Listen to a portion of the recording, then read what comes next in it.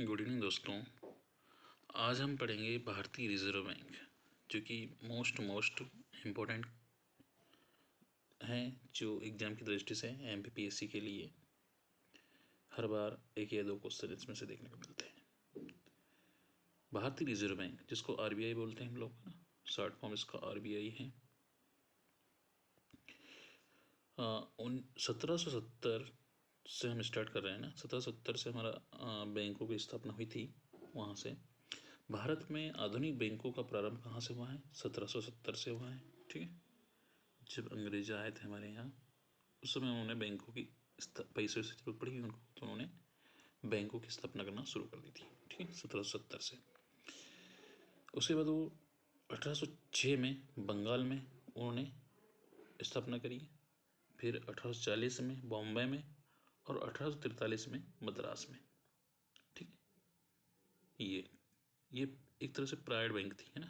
ये private bank थी, तो तीनों बैंक बंगाल, बॉम्बे और मद्रास को मिला के एकीकृत किया गया है 1921 में। ये मोस्ट इम्पोर्टेंट है, क्योंकि 1921 में इम्पीरियल बैंक ऑफ इंडिया के नाम से इसको संबोधित किया था। जब इन्होंने क्या किया था कि तीनों बैंक को एक कर दिया था, बंगाल, बॉम्बे और मद्रास को, है ना, मिला के इनको क्या बोलने लगे? इम्पीरियल बैंक, है ना। जो इम्पीरियल बैंक है, जो हमारा क्या है, स्टेट बैंक, उसी की बात हो रही है। तो पहले स्टेट बैंक नहीं बोलते थे, इम्पीरियल बैंक के नाम से जाना जाता था। तो इसका मुख्य कार्य क्या था? केंद्रीय बैंक, इसको केंद्रीय बैंक कर दिया था इसका, है ना। और अन्य बैंकों का नियंत्रण करना था, जो छोटी छोटी बैंक होती है उनका नियंत्रण करने के लिए रखा गया था। फिर इसके बाद यहाँ पे 1926 में एक कमेटी गठन हुई थी, हिल्टन यंग कमेटी या शांत आयोग, है ना। इसकी एक कमेटी गठी हुई थी, जिसके थ्रू हमने 1935 में आरबीआई की स्थापना करेंगे। ठीक, ये देखिए हिल्टन, ये 1926 में हिल्टन यंग या शाही आयोग, है ना, की सिफारिश पर रिकमेंडेशन पर 1934 में आरबीआई अधिनियम पारित किया गया था। कौन सा? एक अधिनियम पारित किया था यहाँ पे 1934 में, है ना, के थ्रू हमने आरबीआई की स्थापना करेंगे 1935 में। ठीक है, परिचय देख लेते हैं, इंट्रोडक्शन, है ना, हमारी आरबीआई का किस तरह से स्थापना हुई है क्या। तो ये वाला जो पेज है या पीपीटी है, आपको मोस्ट इम्पोर्टेंट है, क्योंकि इस पीपीटी से आपको जरूर एक क्वेश्चन देखने को मिलेगा। एक तो आपको डेट याद कर रखना है, इसकी स्थापना कब हुई है ना, स्टेब्लिश कब हुई है? 1 अप्रैल 1935 को। कौन से एक्ट के थ्रू? तो 1934 के एक्ट के थ्रू। ठीक है, ये ध्यान रखें, 1 अप्रैल जरूर याद रखें। प्रारंभिक पूंजी इसमें थी 5 करोड़ रुपए, जो कि निजी थी, है ना। भारत ब्रह्मा पाकिस्तान के केंद्रीय बैंक के रूप में कार्य थे। क्या किया था इन्होंने? जब भारत पाकिस्तान हमारे से अलग नहीं हुआ था, तब की बात है ये, है ना। 1935 में अलग नहीं था, साथ में लड़ रहे थे हम लोग स्वतंत्र लड़ाई, तो उस समय इसकी स्थापना हुई थी और इसमें कार्यरत थे। ठीक है, अब केंद्रीय बैंक का मुख्य कार्य क्या होते हैं? नकदी पर नियंत्रण रखना होता है ना, केस वेस मतलब नियंत्रण रखना होता है केस पे, और अन्य बैंकों का नियमन करना होता है। जो छोटी छोटी बैंक की स्थापना की गई थी, जो और बैंक देखेंगे हम लोग, तो उसका में नियमन करना था। ठीक है, इसका मुख्यालय हेडक्वार्टर देखेंगे तो प्रारंभ में इसका जो हेडक्वार्टर कहाँ था? कलकत्ता में था। ठीक है, लेकिन 1937 में से इसको मुंबई में कर दिया गया है। ठीक है, कब कहाँ कर दिया? मुंबई में कर दिया है। और ये आपको मोस्ट इम्पोर्टेंट है ये आपका। ठीक है, तो इसको आपको याद रखना बहुत ही ज़रूरी है। भारतीय रिजर्व बैंक का सिंबल है आपका पाम का ट्री है, पाम ट्री है, टाइगर दिख रहा है आपको बीच में ये। तो ये पहले अंग्रेजों के ज़माने में देखेंगे तो ईस्ट इंडिया कंपनी में ये सिंबल रहता था, तो उसी को इन्होंने ले लिया था, क्योंकि अंग्रेजों की देन थी उस टाइम, है ना। तो ये आज़ादी पहले की बात हो रही है हमारी। इसका प्रतीक हमने यही रखा है, एक ताड़ का पेड़ और एक बाग रखा है। ठीक है, राष्ट्रीयकरण कब हुआ इसका? 1 जनवरी 1949 को हुआ है। कब हुआ है? 1 जनवरी 1949 को। ये ध्यान रखें, जरूर ध्यान रखें इसका। यहाँ 1 जनवरी है और वहाँ 1 अप्रैल है, तो इसमें कन्फ्यूजन बहुत ज़्यादा था, है, तो इसको राष्ट्रीयकृत बैंक कर दिया गया था, है ना। इस समय बैंकिंग नियम अधिनियम पारित हुआ था। क्या हुआ था इस समय? बैंकिंग नियम अधिनियम पारित हुआ था। तो इससे पहले जो बैंक हमारी स्थापना हुई थी, उसको हम एक नज़र देख लेते हैं। देखिए, भारत में बैंकिंग का इतिहास देख लेते हैं, बैंकिंग कौन कौन सी थी, है ना। 1157 में इटली में बैंक ऑफ वेनिस की स्थापना हुई थी। कब हुई थी? 1157 की बात हो रही है, ठीक है। फिर 1694 में बैंक ऑफ इंग्लैंड की स्थापना हुई थी। ऐसा नहीं है कि हम मध्यकाल में भी जा रहे हैं तो वहाँ पे बैंक मिल रही है हमें, है ना। फिर चलेंगे आगे तो 1770 में यूरोपीय बैंकिंग पद्धति पर आधारित भारत का पहला बैंक विदेशी पूंजी के सहयोग से अलेक्जेंडर कंपनी द्वारा बैंक ऑफ हिंदुस्तान की स्थापना की गई थी। कब? 1770 में। ये आपका पहला विदेशी बैंक था, ठीक है। यही अंग्रेजों का बैंक था, ये अलेक्जेंडर कंपनी द्वारा स्थापित किया गया था। फिर हम देखेंगे चौथा बैंक हमारा 1806 में, है ना। 1806 में बैंक ऑफ बंगाल की स्थापना हुई थी, ठीक है। कब हुई थी? 1806 में। फिर 1840 में हम देखेंगे तो 1840 में बैंक ऑफ बॉम्बे की स्थापना हुई थी, जो हमने अभी राष्ट्रीयकृत बैंक देख रहे थे, उसी की बात हो रही है। फिर 1843 में बैंक ऑफ मद्रास की स्थापना हुई थी, ठीक है। तो ये तीनों बैंक कौन कौन से? बॉम्बे, मद्रास और बंगाल को मिलाकर हमने तीनों बैंक को प्रेसिडेंट ऑफ बैंक बोला है। क्या बोला है? प्रेसिडेंट ऑफ बैंक के नाम से जाना जाने लगा है, ठीक है। फिर हम आगे चल के 1921 में हम इसको इंपीरियल बैंक के नाम से जानेंगे, जो स्टेट बैंक का वहीं से उत्पन्न होगा, ठीक है। 1865 में इसको इलाहाबाद बैंक के नाम से जाना जाएगा, ठीक है। 1865 में इलाहाबाद बैंक जो कोलकाता में इसका मुख्यालय था, यहाँ स्थापना हुई थी इसकी। फिर 1881 में, है ना, कांग्रेस कमेटी आ गई थी, उसके बाद की प्रोसेस ये अवध कमर्शियल बैंक की स्थापना हुई थी। सीमित देयता के आधार पर भारतीय द्वारा संचालित प्रथम बैंक था ये। कौन था ये? भारतीयों द्वारा संचालित प्रथम बैंक था ये, ठीक है। अब देखेंगे आगे हम लोग तो 1894 में पंजाब नेशनल बैंक की स्थापना हुई थी, है ना। कब हुई थी? पंजाब नेशनल बैंक प्रथम पूर्ण रूपेण भारतीय बैंक था ये भारतीयों का बैंक था। इसने स्थापना किसने की? लाला लाजपत राय। किसने? लाला लाजपत राय और दयाल सिंह ने, ठीक है। फिर देखेंगे 27 जनवरी 1921 को। कब? 27 जनवरी 1921 को कौन कौन सी? बंगाल, बॉम्बे और मद्रास को मिला के हमने इंपीरियल बैंक ऑफ इंडिया का स्थापना की थी। देखो, इंपीरियल बैंक की स्थापना की थी यहाँ पे। किस बैंक को? बंगाल, बॉम्बे, मद्रास, तीनों को एक साथ मर्ज कर दिया हमने ना, इंपीरियल बैंक के नाम से जाना जाता है इसको। फिर आगे चल के 1955 में आपकी स्टेट बैंक ऑफ इंडिया बन जाएगी, ठीक है। इसी बैंक को बोलते हैं, जो कि भी भारत का सबसे बड़ा बैंक है। यह 1934 तक केंद्रीय बैंक के रूप में कार्यरत था। 1934 जब एक्ट आया था तब तक ये किस रूप में कार्य था? ये आपका केंद्रीय बैंक के रूप में। 1926 में हिल्टन यंग कमीशन द्वारा केंद्रीय बैंक बनाने का सिफारिश की गई, ठीक है। देख लीजिए उसको, हिल्टन यंग कमीशन, ये आपका जो भी कमीशन देखा है ना, उसको देख लेना एक बार। वो 1930 में केंद्रीय बैंकिंग जांच समिति गठित की गई। भाई इसको जांच करने के लिए समिति बैठी थी ना 1930 में, केंद्रीय बैंकिंग जांच समिति का गठन हुआ था यहाँ पे। 1 अप्रैल 1935 को आरबीआई अधिनियम द्वारा केंद्रीय बैंक के रूप में आरबीआई की स्थापना की गई, ठीक है। यहाँ से स्टार्ट होती है हमारी आरबीआई। 1 जनवरी 1949 को आरबीआई का राष्ट्रीयकरण किया गया। कब किया गया? 1 जनवरी 1950 को। और 1 अप्रैल 1935 को स्थापना की गई उसकी, लेकिन फिर राष्ट्रीयकरण कब हुआ? 1 जनवरी 1949 को। फिर 1 जुलाई 1955 को इम्पीरियल बैंक, है ना, ये इम्पीरियल बैंक ऑफ इंडिया का नाम बदल कर क्या कर दिया गया? ये राष्ट्रीयकरण नहीं हुआ, ठीक है, नाम बदल दिया और भारतीय स्टेट बैंक शाखा रखा गया, ठीक। क्या रखा गया? स्टेट बैंक ऑफ इंडिया, ठीक है। फिर आगे चलेंगे 1 जुलाई 1964 को, ठीक है। ये हो गया हमारा, कहाँ तक गया? 1955 में इसका नाम बदल गया। अगर एक क्वेश्चन आ चुका है एमपीएससी में कि स्टेट बैंक ऑफ इंडिया की स्थापना कब की गई, तो आपको स्टेट बैंक का नाम ही रखा गया है, इम्पीरियल बैंक भी ले था। उसके बाद उसमें 1 जुलाई 1955 को स्टेट बैंक ऑफ इंडिया, है ना, एसबीआई जिसको बोलते हैं आजकल हम लोग, है ना, उसकी स्थापना कर दी थी। फिर चलेंगे हम लोग आगे 16 नंबर पे 1 जुलाई 1964 को IDBI industrial development and bank of India, जिसका मुख्यालय मुंबई में है, इसकी स्थापना की दी गई थी।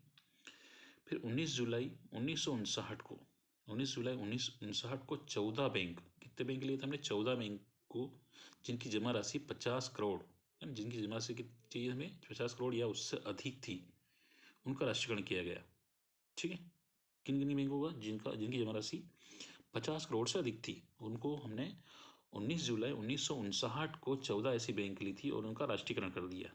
ठीक है, राष्ट्रीय बैंक करने लगे उसको। ठीक है, तो ये क्वेश्चन आ चुका है कि जो 14 बैंक थी उनका राष्ट्रीयकरण कब किया गया है ना। तो और कितनी राशि तो नहीं है अभी, लेकिन डेट आ चुकी है। ठीक है, तो इसको ध्यान रखें, ऐसे क्वेश्चन अक्सर आते हैं, तो यहाँ से इम्पोर्टेंट हो जाता है ये। फिर आगे चलेंगे हम लोग 15 अप्रैल, ये भी याद रखें, ये जुलाई में ही 15 अप्रैल है। ठीक है, 15 अप्रैल 1980 को कितने बैंकों का राष्ट्रीयकरण किया गया, तो ये भी आपको याद होना चाहिए। तो छः वाणिज्य बैंकों को 200 करोड़ रुपए या उससे अधिक राशि जमा करने वाले को राष्ट्रीयकरण किया गया था।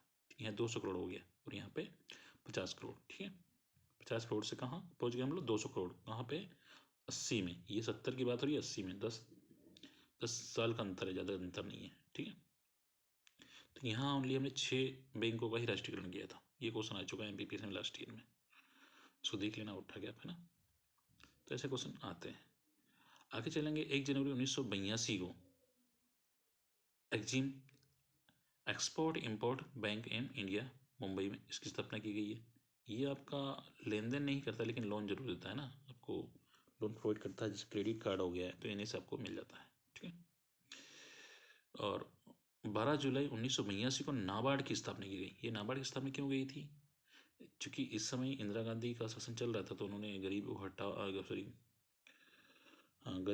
का नारा दिया था। उसके थ्रू इन्होंने क्या किया था कि वहाँ पे गरीबों के लिए लोन प्रोवाइड करने के लिए ना, ये लोन प्रोवाइड करने के लिए, किसानों को लोन प्रोवाइड करने के लिए यहाँ पे नाबार्ड की स्थापना करवाई थी। ठीक है, 12 जुलाई 1982 को।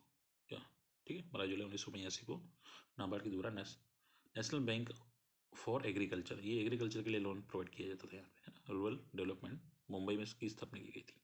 ठीक है, तो ये मोस्ट IMP है, ये भी क्वेश्चन भी आ चुका है MPPSC में। ठीक है, ये ध्यान रखें। 1 जुलाई 1988 को NHB नेशनल हाउसिंग बैंक की स्थापना की गई नई दिल्ली में, इसके मुख्यालय यहाँ पे है ना, NHB के नाम से।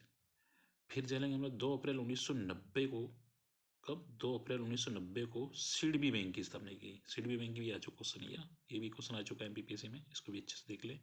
सिडबी कब, 2 अप्रैल 1990 को। तो ओनली सन पूछा गया था यहाँ पे है ना, तो सन भी पूछा जाता है। बड़े सिंपल क्वेश्चन होता है, लेकिन कंफ्यूजन वाले थे, थोड़ा आपको उसको देख के जाना है। ये चार्ट देख के चले जाओगे तो आपको क्वेश्चन बैठ जाएगा कहीं से भी। ठीक है, आपको ज़्यादा परेशान होने की जरूरत नहीं है, आप बस चार्ट देख के चले जाओ। Small industries development and bank of India, इसका लखनऊ में मुख्यालय है। ठीक है, किसका, सिडबी का। ये शेयर मार्केटिंग के लिए फेमस है ये। ठीक है, आगे चलेंगे 1993 में न्यू बैंक ऑफ इंडिया का पंजाब नेशनल बैंक में विलय कर दिया गया। कहाँ पे, न्यू बैंक ऑफ इंडिया, जैसे विजय बैंक है ना, विजय बैंक का भी देखा होगा आपने। 1 अप्रैल 2019 को भी विजय बैंक का देना बैंक में और बड़ौदा बैंक में विलय कर दिया गया। ठीक है, बड़ौदा बैंक में विलय किया गया। तो ये परेशान हो रहे हैं लोग है ना, तो ऐसे बैंक से कोई खाता नहीं खुलवाए जहाँ बैंक आपकी विलय होने वाली है, बंद होने वाली है, जिससे आपका अकाउंट है कुछ हो, हैक हो जाए या कुछ हो जाए, तो थोड़ा विशेष ध्यान रखें। ठीक है, तो ये विलय हुआ है 1 अप्रैल 2019 को विजया बैंक देना बैंक। ठीक है, ये बैंक ऑफ बड़ौदा में चली गई है। ठीक है, ये ध्यान रखें विशेष।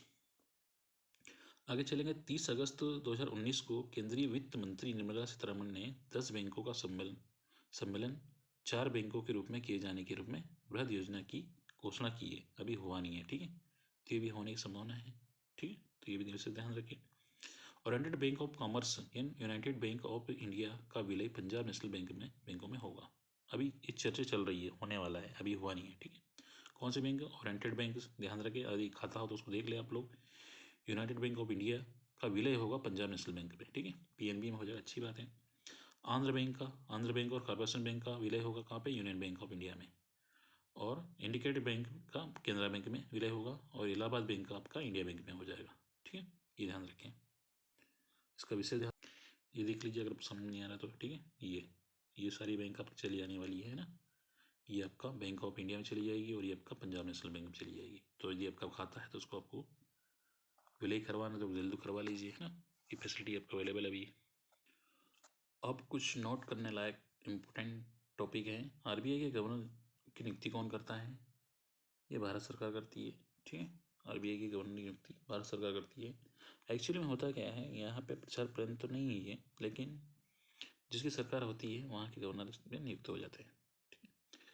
आरबीआई गवर्नर की कोई योग्यता नहीं है, ये एमए वाले ही बन सकता है, एमएससी वाले ही बन सकता है, ठीक है। इसमें कोई योग्यता डिसाइड नहीं करी गई है। पुनः नियुक्ति का पात्र होता है, ये दोबारा नियुक्ति भी हो सकता है। जैसे हमारे अभी वर्तमान गवर्नर जनरल कौन है, शक्तिकांत दास जी हैं। तो ये अगर आपके राष्ट्रपति महोदया और प्रधानमंत्री जी चाहे तो इसको कंटिन्यू कर सकते हैं, ठीक है। तो ये फिर से नियुक्त हो सकते हैं, लेकिन इनका कार्यकाल होता है 3+2 वर्ष, है ना, ये ध्यान रखें। इससे डिप्टी गवर्नर एक आपका यहाँ पे गवर्नर होता है, और इसके 4 डिप्टी गवर्नर होते हैं। 4 डिप्टी गवर्नर कौन कौन से अभी वर्तमान में, बीपी कानूंगो है, महेश जैन है, और एमडी पात्रा व राजेश राव है, ठीक है। तो विशेष ध्यान रखें इसका, ये क्वेश्चन भी आ सकता है। अब देखते हैं आरबीआई की संरचना कैसे होती है। आरबीआई की संरचना देख लेते हैं। आरबीआई की संरचना 21 सदस्यों वाले केंद्रीय निदेशक बोर्ड के द्वारा की जाती है।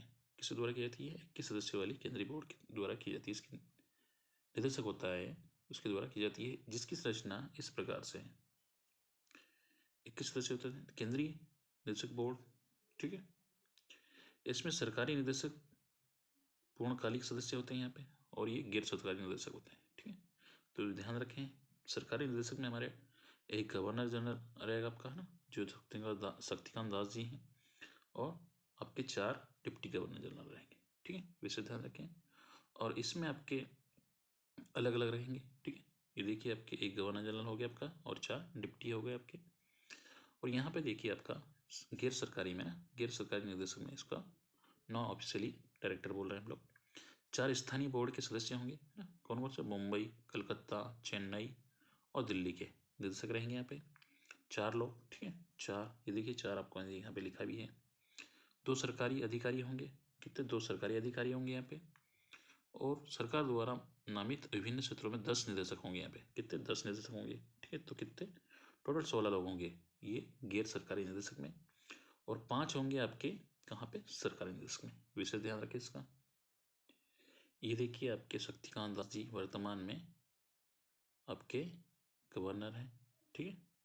और ये प्रथम गवर्नर है आपके सर ऑसबॉर्न स्मिथ। ये 1935 की बात है, तब के गवर्नर थे, प्रथम गवर्नर थे। लेकिन बी डी देशमुख आपके भारतीय गवर्नर जनरल थे, ठीक है, जो कि 1943 से 1949 तक रहे थे, ये ध्यान रखें।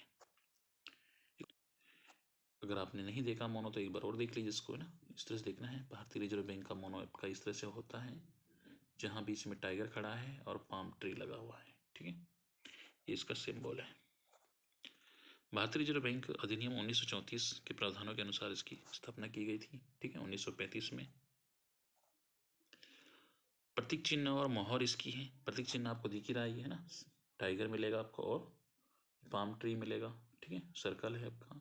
आरबीआई के प्रतीक चिन्ह में पाम के पेड़ को दर्शाया गया है और टाइगर को, ठीक है,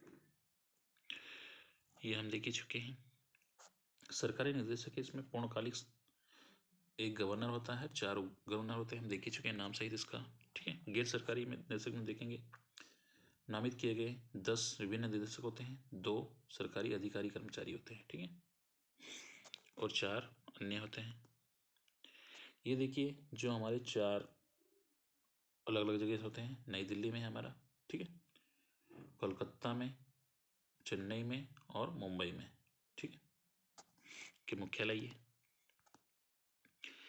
मौद्रिक प्राधिकरण है ना, मॉनेटरी अथॉरिटी देख लेते हैं। मौद्रिक नीति तैयार करना इसका कार्य है, उसका कार्यान्वयन करवाना, उसका कार्यान्वयन करवाना है, विकास के उद्देश्यों को ध्यान में रखते हुए मूल्य को स्थिर बनाए रखना है, ठीक है, मूल्य में ज़्यादा कम नहीं कर सकते इसमें, ये इनका काम है। वित्तीय प्रणाली का और विनियामक या पर्यवेक्षक का काम है, ठीक है। Regulator and supervisor of the financial system देखेंगे तो इसमें बैंकिंग, है ना, बैंकिंग और वित्तीय प्रणाली के लिए विस्तृत मानदंड निर्धारित करना है। उद्देश्य इसका है इस प्रणाली में लोगों का विश्वास बनाए रखना, जमाकर्ताओं के हितों की रक्षा करना है, आम जनता को किफायती एवं बैंकिंग सेवाएं उपलब्ध कराना है, ठीक है, ये मुख्य कार्य है इसके। अगर देखेंगे विदेशी मुद्राएं प्रबंधक का कार्य भी करते हैं ये लोग। यहाँ पे देखिए विदेशी मुद्रा के लिए विदेशी मुद्रा प्रबंधन अधिनियम 1999 में आया था। ये विशेष ध्यान रखें, ये क्वेश्चन भी आ सकता है। कब आया था ये विदेशी मुद्रा प्रबंधन नियम? 1999 में आया था। ठीक है, कि थोड़ा प्रबंधन कार्य किया जाता पे। जैसे आपका विदेशी मुद्रा आती है तो उसको डॉलर से रुपए में चेंज करना या रुपए को डॉलर में चेंज करना, ये कार्य भी हो रहा है। कब से? 1999 से। विदेशी व्यापार, विदेश में व्यापार कर रहे हैं और भुगतान को सुविधाजनक बनाना है। विदेशी मुद्रा बाजार का कर्मी क्यों विकास करना है। ठीक है, मुद्रा जारी करता। अब मुद्रा हमारे पास देखो कौन कौन से मुद्रा जारी करता है। सभी प्रकार के नोट हमने शो कर दिए यहाँ पे 10 से लेके आपके 2000 तक के, है ना। तो देख लीजिए आपको जानते ही हो नोट। करेंसी जारी करना इसका काम है। 2 रुपये से ये 2000 तक के नोट बनाती है। वैसे 50,000 तक नोट बना सकती है, लेकिन अभी मार्केट में 2000 तक ही अवेलेबल है। ठीक है, इसका विनिमय करना है। परिचालन योग्य न रहने पर करेंसी और सिक्कों को नष्ट करना है। आम जनता के लिए अच्छी गुणवत्ता वाले करेंसी नोटों और सिक्कों की पर्याप्त मात्रा उपलब्ध कराना है। ठीक है, प्रतीक चिन्ह मोहर देख ही चुके हैं हम लोग। ठीक है, उसको बार बार देखने की जरूरत नहीं है। अब भारतीय रिजर्व बैंक का विस्तृत अध्ययन करेंगे हम लोग। देखते हैं भारतीय रिजर्व बैंक के अंदर क्या क्या पढ़ते हैं हम लोग। ठीक है, देखिए भारतीय रिजर्व बैंक। भारतीय रिजर्व बैंक भारत का केंद्रीय बैंक है। क्या है? सेंट्रल बैंक है आज की कंडीशन में। यह भारत के सभी बैंकों का संचालन करता है। रिजर्व बैंक का भारत का अर्थव्यवस्था को नियमित करता है। शुरुआत में यह एक निजी बैंक था। शुरुआत में हमने देखा ये निजी बैंक था। ठीक है, प्राइवेट बैंक था ये, जिसका राष्ट्रीयकरण भारत सरकार द्वारा 1949 में किया गया। कब किया गया? ये रिटर्न रखिए। इसमें हमने सन भी आपको दिया था ना, 1 जुलाई था कुछ, है ना, किया गया था। जिसके बाद यह पूरी तरह से भारत सरकार के स्वामित्व वाली बैंक बन गई थी। मुद्रा की छपाई ना करना इसका काम है। प्रिंटिंग करेंसी नोट छपने का कारखाना है ना। मामले में भारत में आरबीआई का एकाधिकार है। ठीक है, मुख्यालय इसका मुंबई में स्थित है। भारतीय रिजर्व बैंक है ना, ये हो चुका है। नेक्स्ट अब इतिहास देख लेते हैं। इतिहास हमने वैसे देख ही लिया है, लेकिन और कुछ पढ़ लेते, थोड़ा सा कुछ नई बातें मिल जाए हमें। भारतीय रिजर्व बैंक की स्थापना प्रथम विश्व युद्ध कब हुआ था? प्रथम विश्व युद्ध 1400 आपका 1449 है ना। 1400 से स्टार्ट हुआ था आपका और 1919 तक चला था आपका। ठीक है, प्रथम विश्व युद्ध की बात हो रही है यहाँ पे। उत्पन्न हुए आर्थिक समस्याओं को निपटाने के लिए किया गया था। जब आर्थिक समस्या चल रही थी उस समय की बात है, उसको निपटाने के लिए हमने इस बैंक की स्थापना की थी, है ना। इसकी स्थापना 1 अप्रैल 1935 को की गई थी। Reserve bank of India act के थ्रू आरबीआई एक्ट 1934 में के अनुसार की गई थी इसकी स्थापना। प्रारंभ में इसका केंद्रीय कार्यालय कोलकाता था, हम देख ही चुके हैं। ठीक है, जो सन 1937 में मुंबई कर दिया गया था। 37 से अभी तक यहीं पे है। इसमें महत्वपूर्ण भूमिका निभाई थी, इसने निभाई थी यहाँ पे डॉक्टर भीमराव अंबेडकर, ये ध्यान रखें। ठीक है, जी ने अपने भारतीय रिजर्व बैंक की स्थापना में अहम भूमिका निभाई थी। उनके द्वारा प्रदान किए गए दिशा निर्देशों या निर्देशक सिद्धांत के आधार पर भारतीय रिजर्व बैंक बनाई गई थी। ठीक है, उन्होंने निर्देश दिया होगा तो बना दी। आरबीआई ने दिशा निर्देश गाइडलाइन, आरबीआई की गाइडलाइन क्या बोलती है? कार्यप्रणाली एवं दृष्टिकोण। डॉक्टर भीमराव अंबेडकर की पुस्तक, डॉक्टर भीमराव अम्बेडकर ने एक पुस्तक लिखी है, उसमें दिया गया है the problem of the rupee. ठीक है, भाई पैसों की समस्या है ये बोला था उन्होंने। Its origin and it's solution. रुपये की समस्या, इसके मूल और उसके समाधान, ये लिखा था उन्होंने, की अवधारणा पर आधारित थी। ठीक है, ये भी याद रखें। आरबीआई की स्थापना 1926 में गठित हिल्टन यंग कमीशन, हम देख ही चुके इसको, है ना, जिसे royal commission of Indian currency and finance के नाम से भी जाना जाता है ना। ये भी जाना जाता है royal commission of Indians and currency and finance के नाम से जाना जाता है था, कि सिफारिशों के आधार पर की हुई थी। बैंक की कार्यपद्धति कैसी थी? काम करने की शैली, उसका दृष्टिकोण, है ना। बाबा साहब अम्बेडकर हिल्टन यंग, बाबा साहब अम्बेडकर ने हिल्टन यंग कमीशन के सामने रखा था। ठीक है, ये रखा था उन्होंने। तब इसके सभी सदस्यों ने बाबा साहब ने लिखे हुए पुस्तक दी प्रॉब्लम ऑफ द, ये रिपीट हो रहा है, ठीक है, ओरिजिन ऑफ सॉल्यूशन की बात हो रही है। जोरदार कला कला क्या बोला, जोरदार वकालत की उसकी पुष्टि की थी। किसने की थी? बाबा साहब अम्बेडकर ने। क्षेत्रीय कार्यालय देख लेते इसका, शाखाएं कहाँ कहाँ हैं हम देख ही चुके। वैसे नई दिल्ली में है, मैप के द्वारा देख चुके, कलकत्ता में है, चेन्नई में और मुंबई में। ठीक है, ज़्यादा इसमें टाइम वेस्ट नहीं करते हैं। एक इसमें गवर्नर होता है, 4 गवर्नर होते हैं। ठीक है, आपका समय बर्बाद नहीं हो। संरचना देख लेते, संरचना हम देख ही लिए, 21 होते हैं आपके, है ना। केंद्रीय निदेशक बोर्ड में भी 5 होते हैं, 5 और 16 का रहता है। हम देख ही चुके, इसको तो बार बार देखने की जरूरत नहीं है। गवर्नर जनरल, है ना, गवर्नर जनरल देखेंगे हम लोग तो प्रथम गवर्नर इसको ओस्मोन स्मिथ हैं, जो कि 1935 से 37 तक रहे थे। ठीक है, गवर्नर भारत के बैंक के मुख्य कार्यकारी अधिकारी होता है तथा इनके केंद्रीय निदेशक मंडल के पदेन अध्यक्ष होता है। ठीक है, ये ठीक है। बैंक कर्मी होता है, आरबीआई। ठीक है, प्रथम भारतीय गवर्नर जनरल सी.डी. देशमुख थे। कौन थे? सी.डी. देशमुख, ये ध्यान रखें। वर्तमान ये अभी नहीं है आपके, उर्जित पटेल पहले थे ये, अभी बन गए आपके सत्येंद्र दास। ठीक है, आरबीआई द्वारा जो भी नोट छापे जाते हैं उन पर गवर्नर के हस्ताक्षर होते हैं, पता है आपको, है ना। किसके हस्ताक्षर होते हैं? गवर्नर के हस्ताक्षर होते हैं। लेकिन आपके एक के सिक्के पर किसके हस्ताक्षर होते हैं? वित्त मंत्री के। ठीक है, आरबीआई एक्ट के अंतर्गत भारतीय रिजर्व बैंक के गवर्नर, डिप्टी गवर्नर केंद्र सरकार द्वारा नियुक्त किए जाते हैं। देख ही चुके हैं हम लोग किसके द्वारा नियुक्त किए जाते हैं। गवर्नर की योग्यता कोई शर्त निर्धारित नहीं की गई है। प्रधानमंत्री कार्यालय, पीएमओ, वित्त मंत्री तथा रिटायर्ड होने वाले गवर्नर भी सलाह लेकर नए गवर्नर का चुनाव करते हैं। ठीक है, कैबिनेट की समिति होती है, इसमें कैबिनेट मंत्री होते हैं जो कि गवर्नर की नियुक्ति के संबंध में निर्णय लेती है। के अनुसार गवर्नर की नियुक्ति FSRASC, है ना, financial sector regulatory appointment search committee की सिफारिश पर, रिकमेंडेशन पर आधारित होती है, जिसका अध्यक्ष चेयरमैन होता है कैबिनेट सचिव। इसका सचिव अध्यक्ष होता है कैबिनेट सचिव। ठीक है, गवर्नर को केंद्र सरकार द्वारा हटाया जा सकता है। ठीक है, गवर्नर को हटा सकती है केंद्र सरकार। जब गवर्नर अनुपस्थित होता है तो वह स्वयं एक डिप्टी गवर्नर को नामित करता है। जब उसको कहीं जाना होता है तो एक डिप्टी गवर्नर रख के जाएगा वहाँ पे ना, उसको नियुक्त करके जाएगा, उसको कार्यभार संभालेगा वो, जो कि केंद्रीय बोर्ड के चेयरमैन के रूप में कार्य करता है। ठीक है, गवर्नर और डिप्टी गवर्नर दोनों ही पुनर्नियुक्ति रीअपॉइंटमेंट की, हाँ, मतलब दोबारा नियुक्ति हो सकते हैं ना, कार्यालय को बढ़ाया जा सकता है, उसे कार्यकाल को बढ़ाया जा सकता है। कार्यकाल कितना टर्म इनका, भारतीय रिजर्व बैंक का अधिनियम खंड सेक्शन इसका 8(4) में है ना, गवर्नर एवं डिप्टी गवर्नर के कार्यकाल के संबंध में बनाया है, जिसके अनुसार गवर्नर और डिप्टी गवर्नर इस अवधि के लिए नियुक्ति किए जाएंगे, 5 वर्ष से ज़्यादा नहीं होगा।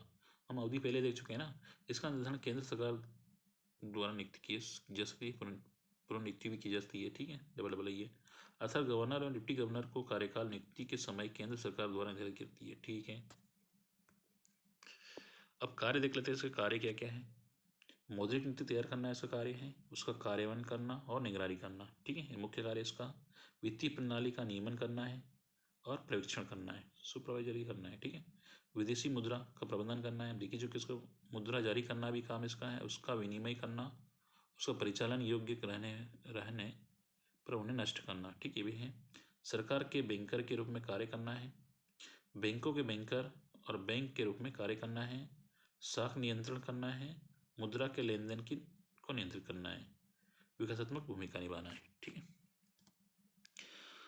अब देखते हैं संवैधानिक तरलता अनुपात, है ना, ये भी देख लेते हैं। SLR क्या होता है आपका? यह भारत में कार्यरत सभी बैंकों की सकल जमा का वह अनुपात है जिसे बैंकों को स्वयं के पास रखना पड़ता है। ठीक है, ये है। इसके लिए यह जरूरी नहीं है कि यह नगद रूप में हो, है ना, नगदी हो, कैसी हो में हो, यह गैर नगद भी हो सकता है। ठीक है, ये हो गया।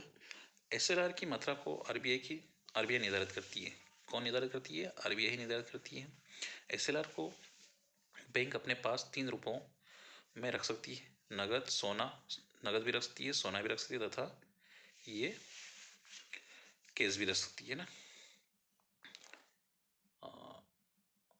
गवर्नमेंटल सिक्योरिटीज रख सकती है। ठीक है, तीनों में। इस प्रकार बैंकों को एसएलआर पर लाभ प्रॉफिट भी होता है। यह भी सभी बैंकों के लिए लागू होता है। ठीक है, बैंकों द्वारा एसएलआर को मेंटेन नहीं करने पर आरबीआई पर उस जुर्माना लगाती है। ठीक है, जुर्माना लग जाता है इसमें। मौद्रिक एवं साख नीति देखते हैं। किसी अर्थव्यवस्था की वह नीति पॉलिसी जिसकी सहायता से उस अर्थव्यवस्था में मुद्रा के प्रवाह की मात्रा विनियमित होती है, मौद्रिक या साख नीति कहलाती है।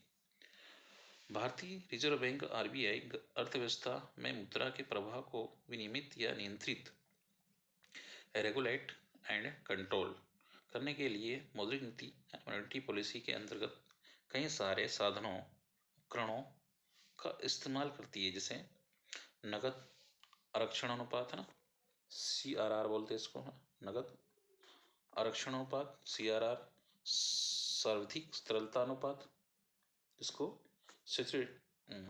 सैचुरेटरी लिक्विड रेशियो बोलते हैं, SLR है ना, रेपो दर देखेंगे, हाँ हम इसकी भारतीय रेपो दर देखेंगे आगे ना, रेपो रेट, प्रवृत्ति रेपो दर ना, रिजर्व रेपो रेट और बैंक दर, बैंक रेट इत्यादि होती है। अब नगद आरक्षण अनुपात देखते हैं, कैश रिजर्व रेशियो, CRR। यह भारत में सभी बैंकों, जैसे बैंक के सकल जमा है ना, ग्रॉस डिपॉजिट और या NDTL का वह अनुपात है जो उन्हें आरबीआई के पास नगद केस रूप में रखना अनिवार्य है। ठीक है, उसकी बात कर रहा है, केस रखने की बात कर रहा है। CRR की मात्रा क्या होगी, यह आरबीआई तय करती है। कौन करती है? आरबीआई तय करती है। CRR कोटि की रकम के साथ बैंक कोई छेड़छाड़ नहीं कर सकती है। ठीक है, छेड़छाड़ नहीं करेगी, अर्थात बैंक इसे कहीं भी निवेश नहीं कर सकता। इस प्रकार बैंक को इस पर कोई लाभ नहीं होता है। यह सभी बैंकों के लिए लागू होता है। बैंकों द्वारा CRR को मेंटेन नहीं करने पर आरबीआई उस पर जुर्माना लगाती है। ठीक है, तरलता, ये सब डबल हो गया है ना, सभी बैंकों के लिए लागू होता है। बाजार में जब भी कभी मंदी या महंगाई की स्थिति आती है तो आरबीआई CRR या SLR परिवर्तन कर बाजार में नियंत्रित करती है। ठीक है, कुछ डबल आ गया था, सॉरी इसके लिए। अब हम देख लेते हैं नगद आरक्षण अनुपात एवं सर्वाधिक तरलता अनुपात। ठीक है, ये आपको डिफरेंस पता होना चाहिए। वर्तमान में 4% CRR है और वर्तमान में यहाँ पे SLR देखेंगे तो 90.5% SLR है। ठीक है, आरबीआई के पास है, ये आरबीआई के पास है और ये स्वयं के बैंक के पास होता है। ठीक है, SLR ये तीनों रुपये में होता है ना, ये नगद रूप में होता है, ये तीनों रुपये में होता है। केस सोना होता है, नगद होगा है ना, नगद सोना तथा गवर्नमेंट सिक्योरिटीज। कोई लाभ नहीं होता इससे और इससे लाभ होता है इनको। ठीक है, SLR से सभी बैंकों के लिए लागू होता है और सभी बैंकों के लिए लागू होता है। ये भी नहीं रखने पर जुर्माना लगता है, नहीं रखने पर इसमें भी जुर्माना लगता है। ठीक है, एक बार और हम देख लेते हैं आरबीआई के मुख्य कार्य क्या क्या हैं। ये पे नकदी निगमन करना, सरकारी बैंकर करना, बैंकों का बैंक है ये है ना, विदेशी नियमन का नियंत्रण करना, मौद्रिक नीति या साख नियंत्रण, आंकड़ों का प्रबंधन करना, लाइसेंस, IMF है ना में भारत का प्रतिनिधित्व करना, और इधर देखें वित्तीय समावेशन, वित्तीय व्यवस्था का आधुनिकीकरण और वित्तीय जागरूकता या साक्षरता या बचत प्रकृति, ये सारे कार्य हैं। ठीक है, अर्थव्यवस्था के विकास हेतु है और एक केंद्रीय बैंक के रूप में है। कुछ एक बार और रिवाइज हो जाए, इतिहास अगर हम देखेंगे तो 1 अप्रैल 1935 को आरबीआई की स्थापना की गई है। यहाँ पे 1 जनवरी 1949 को आरबीआई की राष्ट्रीयकरण किया गया है। 1 जुलाई 1955 को इंपीरियल बैंक का नाम बदलकर SBI बैंक रखा गया है। 1 जुलाई 1964 को IDBI बैंक की स्थापना की गई है। ठीक है, 19 जुलाई 1959 को 14 बैंकों का राष्ट्रीयकरण किया गया है। 15 अप्रैल 1980 को 6 बैंकों का राष्ट्रीयकरण किया गया है। यहाँ पे 1 अप्रैल 1919 को यहाँ पे विनया 4 देश है ना, BOB में विलय किया गया इसका, विनय बैंक में। ठीक है, और यहाँ पे 30 अगस्त 1919 को 10 बैंकों का 4 बैंकों में सम्मिलित किया गया है। ठीक है, इसमें और मोस्ट इम्पोर्टेंट है आपका राष्ट्रीयकरण बैंक 11 है हमारे पास। ठीक है, इसमें किसी निजी बैंक की 51% हिस्सेदारी सरकार द्वारा अधिग्रहण कर ली जाती है। 14 बैंकों को राष्ट्रीयकरण किया गया 50 करोड़ से अधिक राशि जो लेके ना। ठीक है, कब 19 जुलाई 1959 को, सॉरी 69 को, ये याद रखें। और 1 करोड़ रुपए से अधिक जमा वाले को 6 बैंकों को राष्ट्रीयकरण किया गया 1980 में, तो इसका विशेष ध्यान रखें। ठीक है, और ये हमारी लास्ट स्लाइड है। इसमें आप देखोगे सार्वजनिक क्षेत्र के बैंक के कुल शेयर्स धारिता पर 51% से अधिक नहीं होना चाहिए। सरकार के पास प्रबंधन नियंत्रण की प्रतिष्ठा हो, परोक्ष रूप से हो, सरकार के अधीन हो, है ना। तो उदाहरण देखेंगे SBI इसमें आएगी, PNB आएगी और BOB आदि, है ना। आदि बैंक के वर्तमान संस्था है 12, टोटल 12 है ना। सार्वजनिक क्षेत्र में की बैंक कितनी है? 12 है यहाँ पे। राष्ट्रीयकृत बैंक हमारी 11 है और एक आपकी SBI है, तो टोटल 12 हो जाती हैं। तो ये सारी बैंकों का नाम याद रखना है आपको। बैंक ऑफ बड़ौदा है, बैंक ऑफ इंडिया है, बैंक ऑफ महाराष्ट्र है, बैंक ऑफ केंद्र है, bank of central bank of India है, इंडिया बैंक है, इंडियन ओवरसीज बैंक है, पंजाब नेशनल बैंक है, पंजाब एंड सिंध बैंक है, यूनियन बैंक ऑफ इंडिया है, यूको बैंक है, भारतीय स्टेट बैंक है। तो ये सारी बैंक आपको याद रखना है, ये मोस्ट इम्पोर्टेंट है। ठीक है, तो सभी को थैंक यू, धन्यवाद ये लेक्चर देखने के लिए। Thank you.